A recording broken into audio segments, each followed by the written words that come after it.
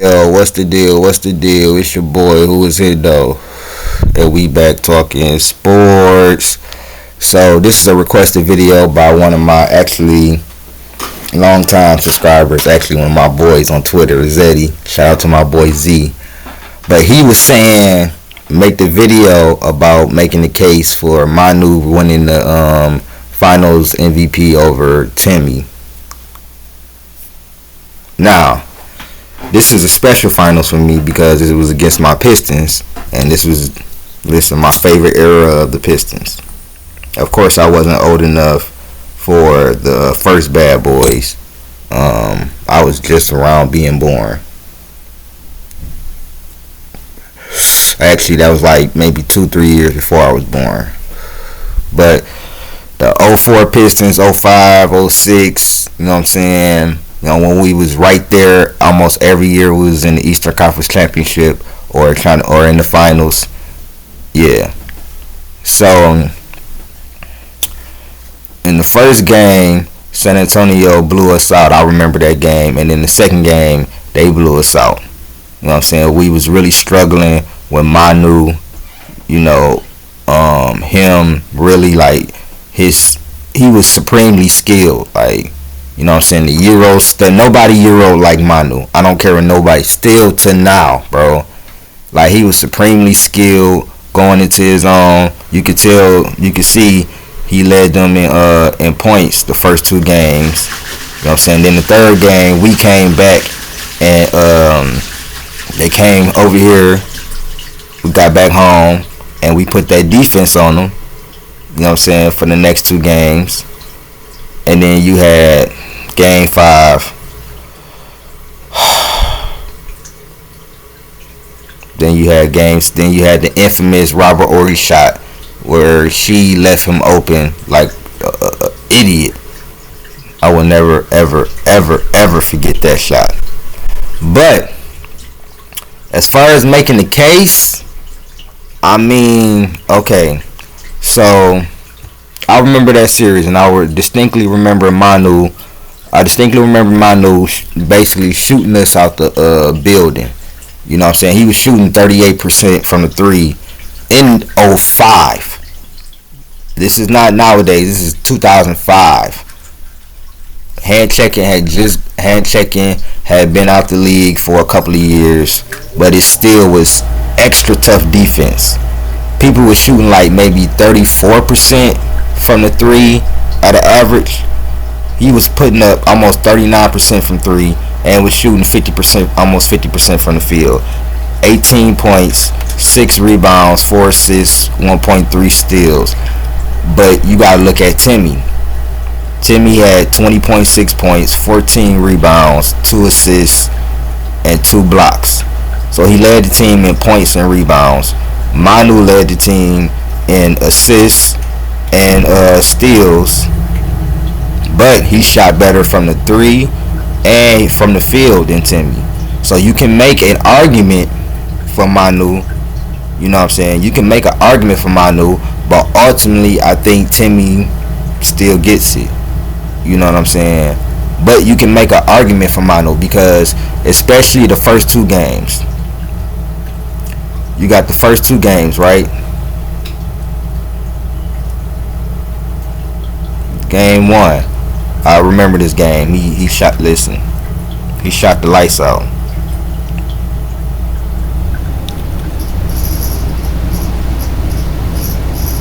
You know what I'm saying? Manu Ginobili, so efficient. 10 of 16, 62% from the field.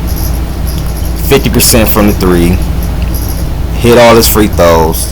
The best plus minus on the team. 26 points, 9 rebounds, 1 steal.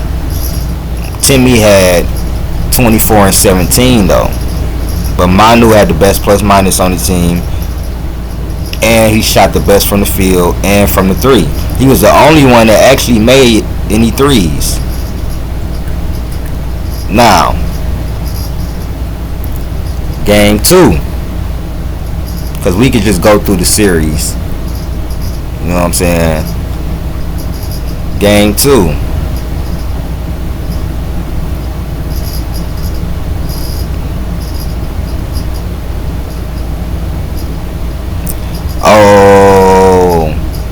2, right? 6 of 8, 75% from the field, 4 of 5 from 3. I told y'all he was shooting us out the building. At this time, nigga, 4 or 5 from 3 is like crazy. That shit like will like fuck you up. And he only took 8 shots, but he had 13 free throws and hit 11 of his 13 free throws. And once again had the best plus minus on the team, 27 points, 7 assists. So he led the team in points and assists this game. So right here, Manu could be the MVP right here if the series ended right here. But the series did not end right there. Now, this is when they came back over here and we whipped that ass. You know what I'm saying? Manu had a terrible game. 2 of 6. I think one of these games he injured himself or something like that.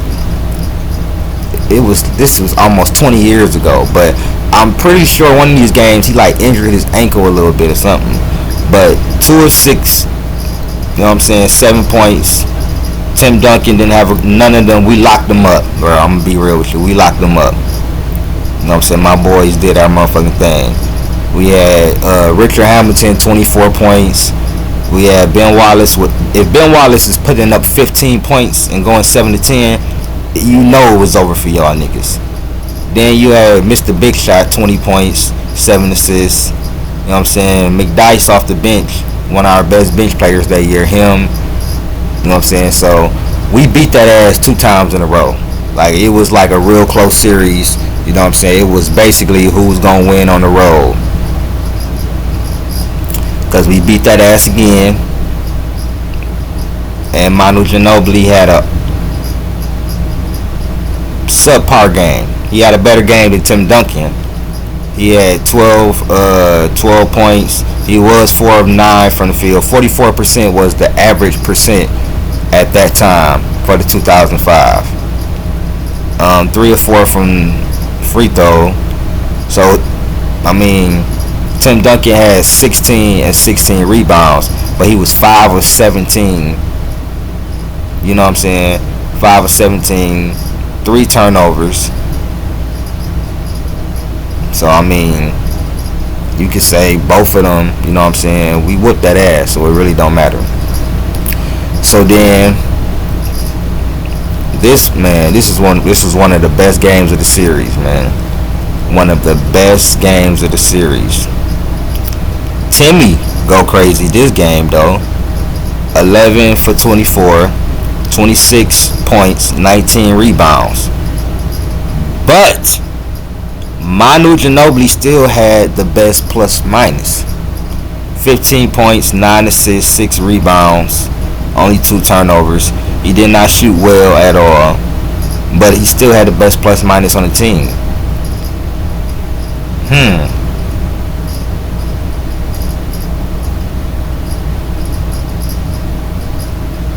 Then we beat him.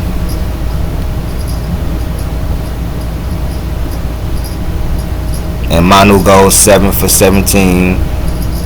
Nobody had a good game. He has 21 points right with Timmy. 21, but he got 2 steals. And he got 10 rebounds. Timmy got 15. They both had a double-double. So, to me, it's closer than I remember it to be. As far as stats. Because what I seen, you know what I'm saying, I thought Tim Duncan was the MVP. But I thought that Manu had a chance because, especially after the first 2 games. Then they come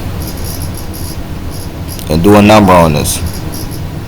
Tim Duncan, 10 of 17. Ooh, and it's the closeout game. I definitely remember this game. I remember Manu getting off on this.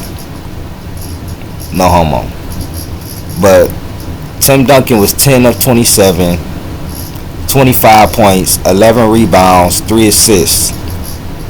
Manu Ginobili was 8 of 13, 61% from the field, 2 of 2 from 3, 5 rebounds, led the team in assists again, led the team in steals, and led the team in plus minus again. So, I don't know, man. It's a case. It's a damn good case for Manu to be Finals MVP over him. But I think all in all, you know what I'm saying, Timmy, he got it. But it's a damn good case. And I don't know, because Manu basically led them in plus minus in most of the games. He led them in assists and steals multiple times in the series. And he shot almost 50% from the field in the whole series. And in the closeout game.